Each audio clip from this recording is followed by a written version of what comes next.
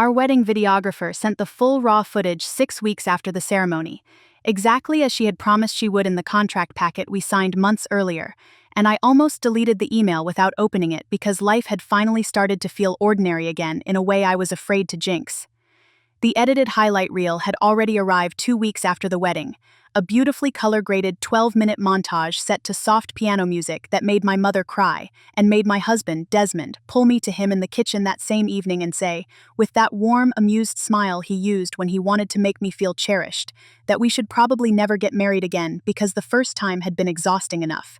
My name is Sophie Bellamy, and I had been married to Desmond for 6 weeks when the raw wedding footage revealed what he had really felt on our wedding day. I remember laughing at that. I remember leaning against the counter while he washed a glass and me drying it without really needing to, both of us still living in the afterglow of the ceremony, still calling each other husband and wife like we were trying on a new language. We had been together 4 years by then.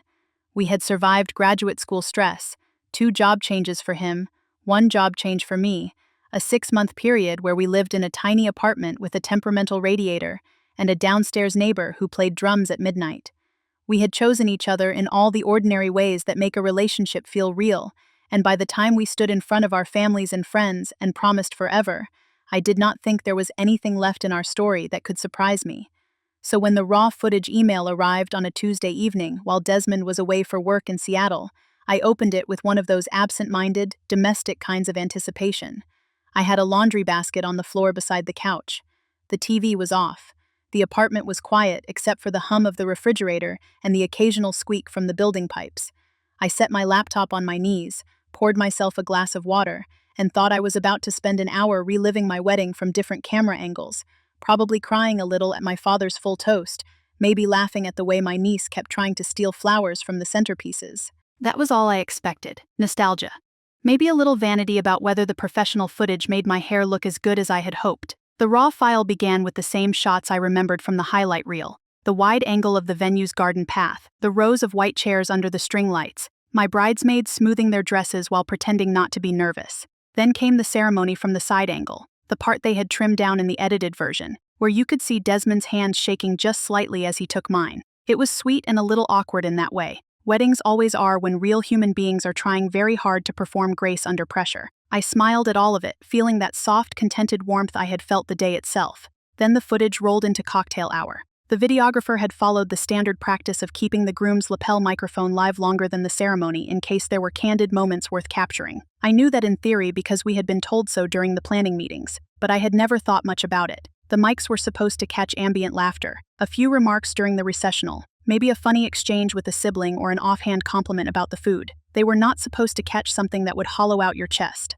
Desmond was standing near the terrace bar with his best man, Adrian Bell, both of them partially turned away from the camera, each holding a drink. The camera operator had drifted elsewhere. The shot was mostly blurred shoulders and half-profile faces. Then Desmond laughed at something Adrian said, and the sound came through crystal clear. "I almost didn't show up, man," Desmond said. I remember freezing so completely I could feel the pulse in my throat. Adrian gave a low, startled laugh and said something I could not fully make out, but the mic picked up Desmond again. "No, seriously. 3 days ago I was ready to call it. I was ready to do something stupid." My fingers went numb around the edge of the laptop. At first I thought he meant wedding nerves. People said dramatic things before weddings all the time. Maybe this was a joke in bad taste. Maybe he was talking about a panic attack, or cold feet, or one of those ridiculous last-minute terror spirals people joked about afterward. I watched the screen with that strange, narrowing focus people get when they know something is wrong but cannot yet admit how wrong. Then he said a name I had never heard him say before. Colette. The word landed in my living room like a dropped plate. I sat there absolutely still while the conversation continued, my own breathing suddenly loud in my ears. Desmond looked down into his drink and kept talking, the words casual in tone and catastrophic in meaning. "I was going to call it off and go see Colette. I was this close. I thought, what's the point of standing there and pretending if I'm still thinking about her?" Adrian said, "You never told me it was that bad." Desmond let out a bitter little laugh, because I knew how it sounded, because I knew everyone would tell me I was insane. But I couldn't stop thinking about it. I couldn't stop thinking about her. I do not know how long I stared at the screen before I understood the rest. He had not been speaking in the abstract. He was not talking about a vague old flame or some harmless regret. He was talking about a real woman, one he had apparently been in contact with, and he had considered leaving me 3 days before our wedding to be with her. My wedding. Our wedding. The day I had spent 6 months planning. The day my parents had put money into. The day I had been up half the night before sewing a loose hem on one of the table runners, because I was too anxious to sleep. The day Desmond had kissed me at the altar with tears in his eyes, while our guests smiled and clapped, and everyone had said afterward that you could tell, just by looking at us, that we were the real thing. I remember pressing pause, then pressing play, then rewinding the file because my mind refused to organize what I was hearing into anything sensible. I watched the same minute again, and again, and again. Desmond's voice, warm and unmistakable. Colette. 3 days ago. Call it off. The rest of that night turned into a blur of the same 11-minute stretch repeated on the laptop screen while the apartment darkened outside the windows. I did not cry at first. I think my brain was too busy trying to bridge the gap between the man I thought I had married and the man speaking in that recording. I sat on the floor with the laundry basket untouched beside me and listened to him say, "I thought I'd get there, and if I could just see her one more time maybe I'd know for sure." Adrian asked him if he had actually seen her. Desmond answered, "Yeah." I remember my hand going to my mouth. "And?" Adrian said. Desmond made a sound that was almost a groan, and it was worse. That's the problem. It wasn't like it had gone away. I thought maybe if I saw her, maybe I'd remember why we ended it, or why it never really worked, or whatever. But it was still there. Then, after a pause, the worst line of all. So I told myself to just get through the wedding, just get through it and deal with everything else later. I stopped the video. For several seconds I could not move. The room around me seemed too bright and too ordinary for the thing I was hearing. There was a folded sweater on the couch arm. One of my socks had fallen out of the laundry basket. A small lamp by the television gave off a soft amber glow that made the whole living room look calm and harmless. None of it matched the feeling roaring through me. I started the footage again because I could not stand the not knowing. The rest of the conversation was just as bad. Not because it gave me a complete confession, but because it gave me fragments, evasions, and the kind of half-truths people tell when they want to be able to claim they did not technically lie. Adrian asked if Desmond was serious about the wedding. Desmond said, "I am now, I have to be." That sentence alone made me sick. He went on to say he had felt off for months, that seeing Colette had reopened things he thought he had buried, that he had hoped the wedding itself would settle his mind, as if vows were a sedative. As if standing in front of me with a ring in his pocket would magically reorganize his heart. By the time the conversation drifted away and the camera cut to a shot of the dessert table, I had already reached a point that was strangely beyond shock. There was no dramatic collapse, no throwing of the laptop, no scream. There was only a hard, cold certainty that something enormous had been broken in a way I could not yet measure. Desmond was away on a work trip, which may have been the only reason I did not wake him that night by calling him on the phone and demanding answers. Instead, I stayed on the floor until after midnight, listening to the same segment over and over, my thoughts becoming sharper and more organized with each replay. Anger came after disbelief, then humiliation, then a horrible, quiet grief. I kept thinking about his face during the ceremony, the way his eyes had looked when he said his vows. I had believed every tremor in his voice. I had believed the tears. I had believed the way he held my hands afterward, almost trembling as if the day had overwhelmed him with happiness. Now I had no idea what any of it meant.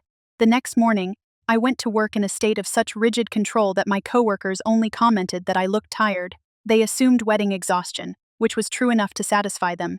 I answered emails, sat through meetings, made coffee, and smiled at the right places. Inside, I felt split into two versions of myself, the person in the room and the person listening to a recorded conversation that kept replaying itself in memory like a bruise you cannot stop touching. Desmond texted from Seattle that evening. "Long day. Miss you. Back tomorrow." I stared at the message for a full minute before replying with something bland about getting home safely. I did not confront him when he returned because I understood immediately that I needed more than one recording. A single line, however devastating, was not yet a full picture. I wanted to know who Colette Fenwick was, how long this had been going on, whether this was a recent lapse or a long-running deception, and whether Desmond had truly ended things at any point or simply learned how to compartmentalize them better than I had. I also needed to know whether the conversation on the wedding day had been an isolated crisis or the visible edge of something still ongoing. If he had been carrying on with her during our marriage, I wanted facts, not guesses, so I did something I had never imagined doing in my own life. I hired a private investigator. Her name was Marisol Vance, and she came recommended by a friend of a friend who had once used her in a corporate dispute. Marisol was in her mid-40s, compact and neat, with a habit of listening so quietly that you felt compelled to keep talking just to fill the silence. She did not ask dramatic questions. She did not give me sympathy in a way that felt rehearsed.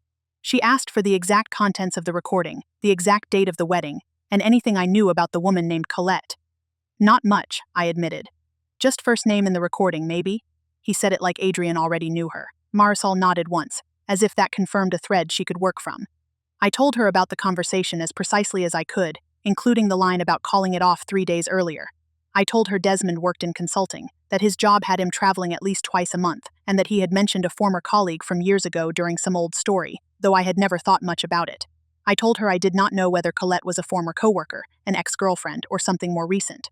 Marisol said she would start with the name and the timeline. 2 weeks later, she called me into her office and laid out a file on her desk that looked far too thin to contain the disaster of my life. I found her, she said. Colette Fenwick had worked with Desmond at a consulting firm 4 years earlier, before I met him, and had left the company after a restructuring and a move to another city. From the outside, she had seemed like exactly the kind of person you would expect to have a nice, self-contained life. Stable career, clean social media, not much public drama. She was 33, had no children, rented a townhouse on the east side of the city, and worked in marketing for a private healthcare company. I asked what she meant by more frequent. Enough that they were clearly arranging time together.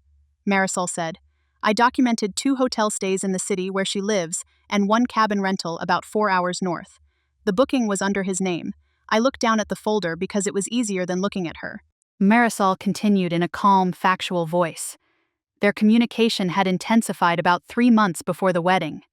She had no evidence they were living together or that they had merged finances or anything so dramatic, but the relationship had definitely not been a single fleeting emotional wobble. It had been real, recurring, and active. And then, I asked. 3 days before the wedding, she said, there's a gap.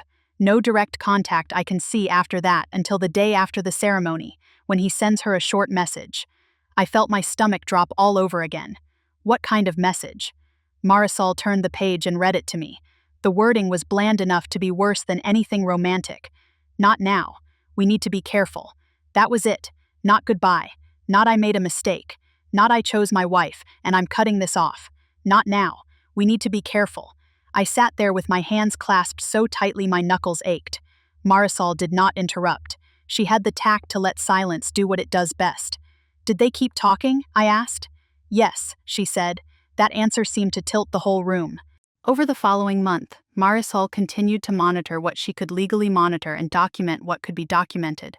Some of the details arrived in pieces that felt almost comically mundane in their cruelty: a call while Desmond claimed to be tied up at work, a lunch meeting during another business trip, a few messages that were deleted too quickly to recover in full but still confirmed that the connection was ongoing. Nothing with the melodramatic shape of a soap opera affair, no tabloid-worthy scandal, just the steadiness of people who think secrecy will protect them because it has protected them so far. That was perhaps the hardest thing to admit to myself. It would have been easier if he had turned into a caricature of villainy, if he had left lipstick on a collar or lied outrageously or disappeared for nights on end. Instead, he had chosen the more ordinary and therefore more painful route.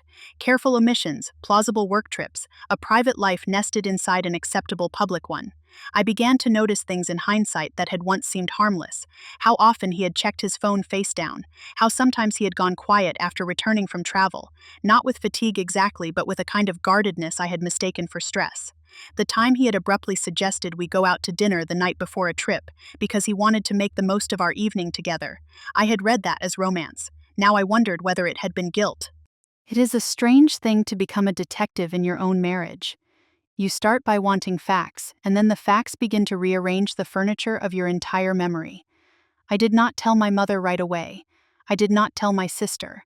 I did not tell anyone except Marisol, and later an attorney named Wilhelmina Castellano, because once the shape of the lie became clear enough, I understood I needed legal advice as much as emotional support. Wilhelmina was the sort of woman who seemed to have been forged out of clean lines and controlled fury. Her office was small, immaculate, and lined with casebooks. She listened to the recording I played for her without changing expression, then asked me to send her everything Marisol had found. How long were you married? She asked. 6 weeks when I found out. She nodded. That helps. There are moments in life when a practical sentence feels more intimate than comfort.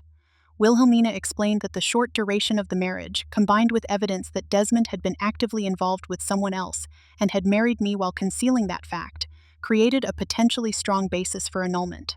She was careful not to promise anything. Lawyers who promise too much are usually selling hope rather than advice. But she told me the recording was unusually useful because it was direct, contemporaneous evidence in Desmond's own voice.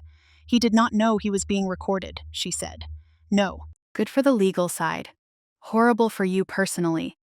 I laughed once bitterly because she had managed to say the exact truth of my life in 12 words. She also asked about wedding expenses. Who had paid what, whether there was a joint loan, whether any vendor contracts or venue deposits had been shared. We went through bank statements line by line. I had contributed my savings, the proceeds from a small inheritance from my grandmother, and a chunk of my yearly bonus. Desmond had taken out a loan for part of the remaining cost in both our names, something he had presented to me as a way of easing the burden because we were building a life together. At the time I had taken it as a sign of commitment. Now it looked like another layer of leverage. I did not feel dramatic at that stage. I felt numb and methodical. I was still going to work. I was still answering texts from friends who asked how married life was treating me. I was still going home to the apartment I had decorated with Desmond's taste in mind and mine, the framed photographs and the neutral couch and the wedding gifts stacked in their boxes. But inside I was gathering myself around a single question. What exactly had happened before my wedding? And how much of my own life had been built inside the footprint of a deception? The answer arrived piecemeal and, at times, more cruelly than I expected. Marisol found that Desmond and Colette had not been in contact continuously for 4 years. They had gone long stretches without speaking after both left the firm.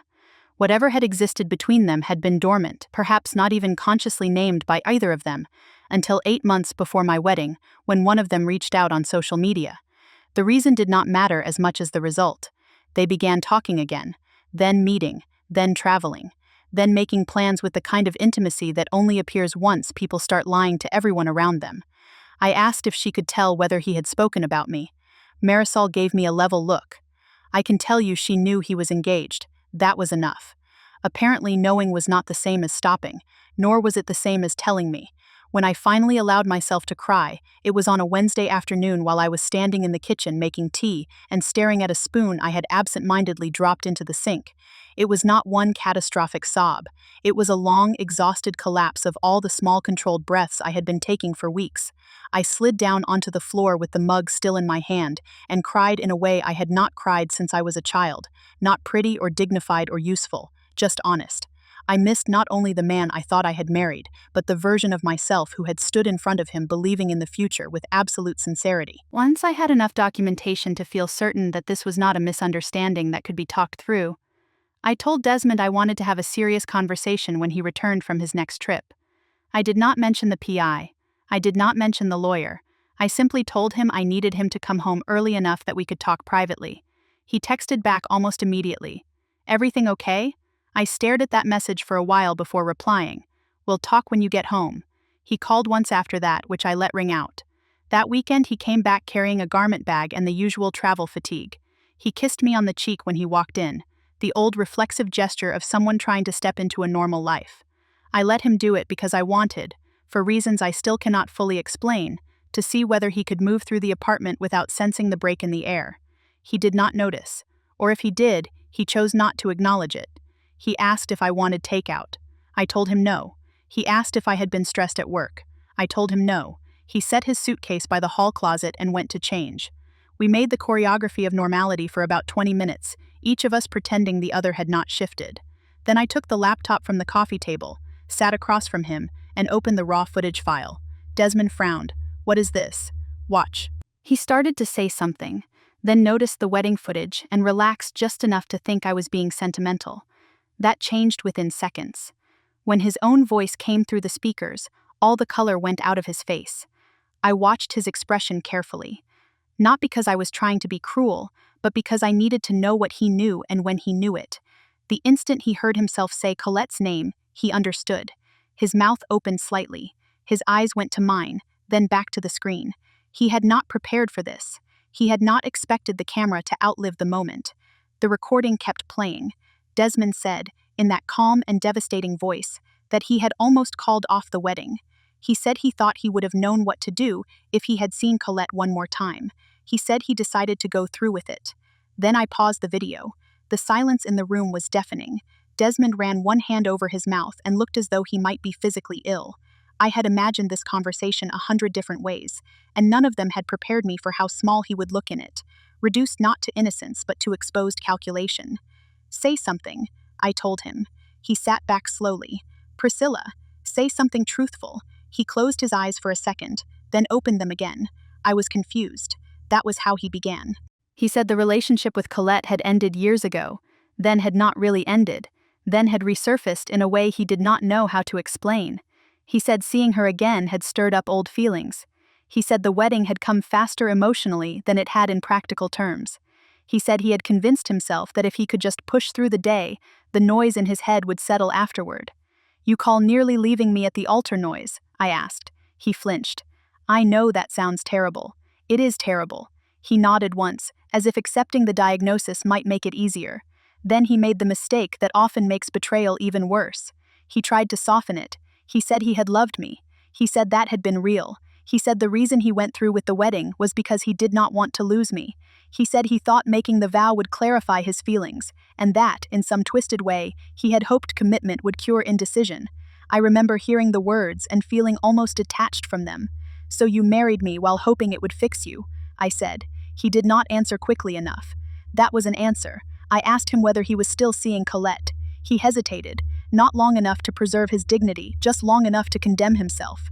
"Not like that," he said. "Not like what?" He looked down at his hands. "It wasn't really an affair." I almost laughed at the audacity of that sentence. "You were meeting her while married to me," I said. "You were calling her after the wedding." He rubbed his forehead. "We mostly just talked. That, more than the confession itself, hardened something in me, because I could tell he was still thinking in categories that would let him survive this with a manageable story. If he could call it talking, maybe it would count as less than betrayal. If he could say not really, maybe the reality would blur enough to escape notice." I reached for my phone and showed him the spreadsheet Marisol had prepared, a small brutal chronology of contacts, travel, and meetings. "This is not a misunderstanding," I said. He went quiet. I asked him point blank whether he had considered leaving me 3 days before the wedding. He said yes. I asked him whether he had told me any of this before the wedding. He said no. I asked him whether he had given me any chance to make an informed decision about marrying a man who was still tangled up with another woman. He did not answer at all, and that was the conversation that ended the marriage in my mind even before the law caught up with it. I moved into the guest room that night. He slept on the couch for 3 nights because he seemed to think physical distance might somehow make him less monstrous. We barely spoke beyond logistics. He tried, twice, to initiate the sort of emotional conversation that would have required me to comfort him about the consequences of his own actions. I did not participate. I was past that. By the following week, Wilhelmina had drafted the first papers. She explained the annulment process with the same calm precision she used for everything else. Because the marriage was so new, and because we had documented evidence that Desmond had entered it with concealed, active doubt rooted in an ongoing connection with another woman, the case was unusually strong.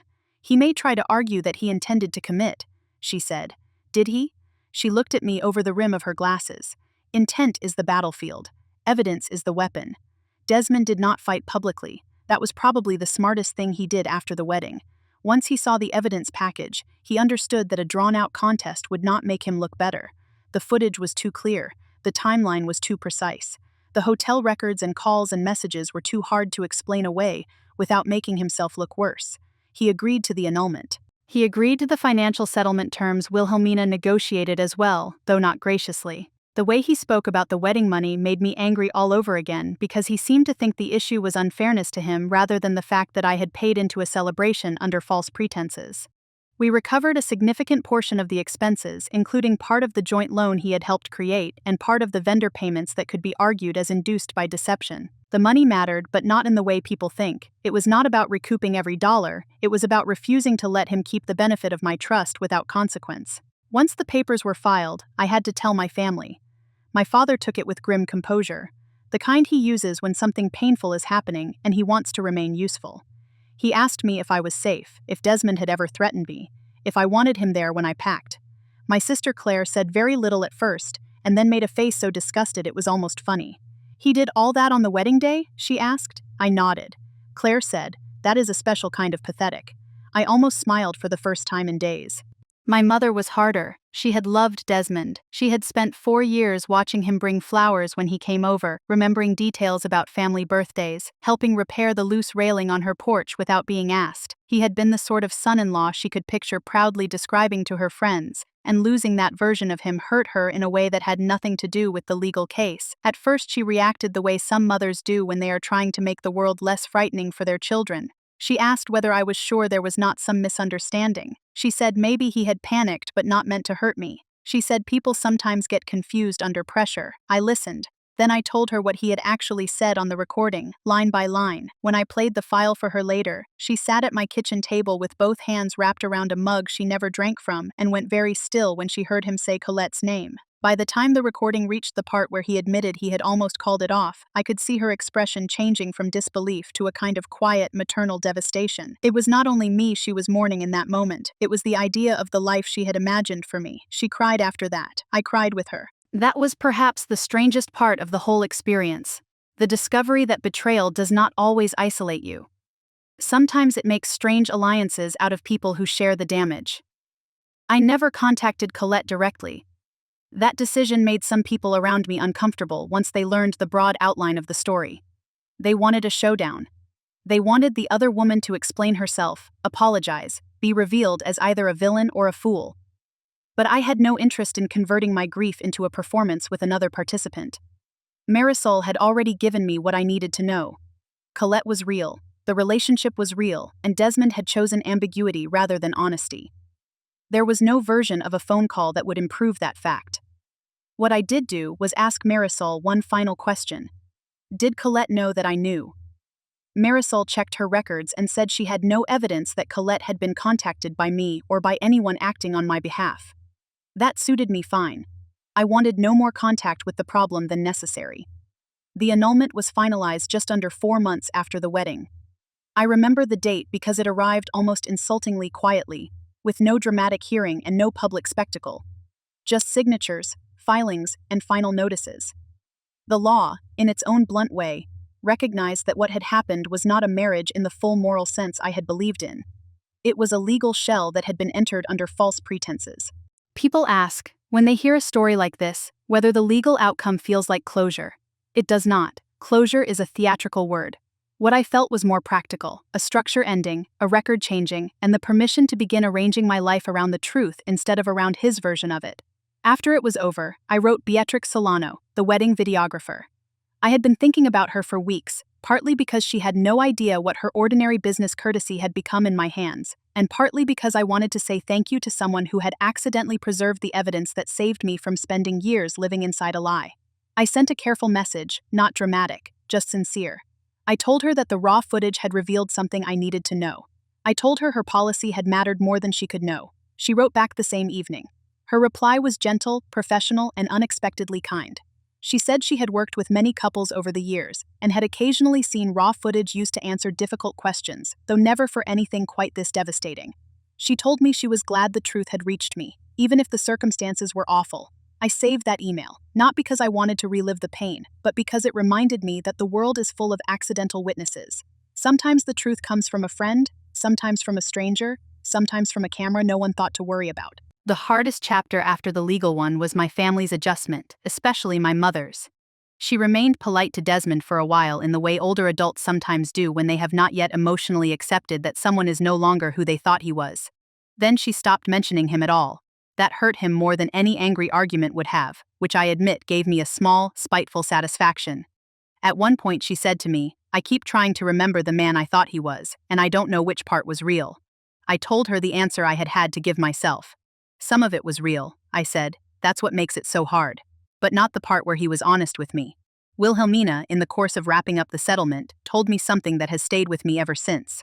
We were sitting in her office after the final paperwork had been filed, and she was taping shut a folder with the kind of neat efficiency that made everything feel temporarily under control. "You know what the cleanest cases are?" she asked. I shook my head. "The ones with records," she said. "An email, a text, footage, an open laptop, the wrong recipient on a message. People can argue about feelings forever. They can argue about intent. But when there's unintentional evidence, they have to deal with what they actually said. I looked at her. She added, "It's awful to find it, but it saves you from a different kind of hell." I knew what she meant. If I had only had a feeling, I might have spent years wondering whether I had overreacted. If I had only had suspicions, he could have talked me into doubt. If I had confronted him without the evidence, he might have cried, apologized, and reframed the entire thing as a temporary lapse caused by stress. Instead, I had a recording. I had a timeline. I had witnesses in the form of hotel records, messages, and a lapel mic that kept doing exactly what it had been designed to do. That truth did not make the pain smaller. It made the truth sturdier. I kept the raw footage on an external drive, tucked into a desk drawer I rarely opened. I do not watch it often. In fact, for a long time I could not bring myself to watch it at all. The file sat there like a sealed box containing a version of my life I no longer needed to revisit, except when memory itself became slippery. Once, several months after the annulment, I opened it by accident while searching for something else, and landed right back in that cocktail hour stretch where Desmond's voice slipped so casually into betrayal. I did not listen all the way through. I did not need to. But I did watch the edited highlight reel again. Once. I wanted to see what the professional version of the day had chosen to preserve. The footage was beautiful, of course. The string lights glowed warmly. My dress looked elegant. The first dance was framed in soft focus. My father's toast made me smile even through the ache. The guests appeared joyful. The music tender. Every image carefully assembled to imply a story that had been in the editor's hands almost perfect. It was eerie to know what lived underneath those polished moments. The dance where Desmond had spun me near the center of the floor was one of the clips that looked especially romantic in the edit.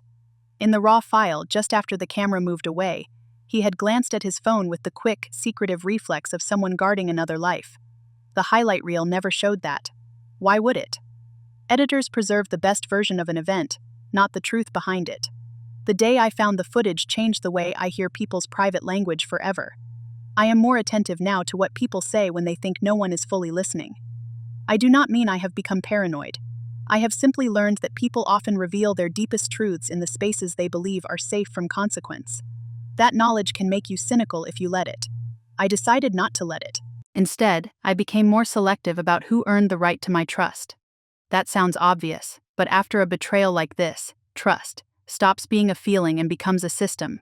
It needs evidence, it needs consistency, it needs a person whose private behavior and public behavior align closely enough that you do not have to play detective in your own home. Several years passed before I remarried. That sentence has a deceptively simple shape. In reality, those years contained a lot. Therapy, moving to a different apartment, slowly unpacking the idea of marriage from the wreckage Desmond had left behind, learning to answer the question, what happened, without sounding like I was still inside the event. I dated, cautiously at first, then with more confidence. I learned to leave situations that felt wrong before they became disasters. I learned that being deeply hurt does not mean being permanently broken. When I eventually met the man I would marry the second time, I paid attention to the smallest things, how he handled inconvenience, how he spoke about former partners, whether his stories changed when repeated, whether kindness looked like performance or habit, whether he could sit in silence without trying to control the room. Those things mattered to me more than charm ever again. By the time we married, I had reached a point where joy no longer felt like a trap. During my second wedding, standing in front of family and friends, I felt an unexpected flicker of memory as the officiant paused before the vows. It was not fear exactly, more like an involuntary awareness of how much can hide inside a moment that looks perfect from the outside. For one brief second, I thought about the wedding mic, the raw footage, Desmond's voice, and the way the truth had slipped out into the open because a machine kept doing its job after a human being had stopped doing his. Then I looked at the person standing in front of me. There was no hidden calculation in his expression, no second life waiting off camera, no sense that he was somewhere else in his head, with someone else in his heart, while offering me his hand. I made my vows with a steadier voice than I had expected. Afterward, someone asked whether I was nervous. I said yes, of course, but not because I doubted him. I was nervous because life remains life. But I was also grateful, deeply and cleanly grateful, to be standing there with someone whose private words matched his public ones. That is what I think about most now when I remember the wedding video that caught my groom's real feelings on camera. Not the shock of the discovery, though that was enormous. Not the legal outcome, though that mattered. What stays with me is the strange moral geometry of it all. That one unguarded conversation, preserved by a microphone no one bothered to turn off, told the truth more clearly than months of vows, smiles, and plans ever did.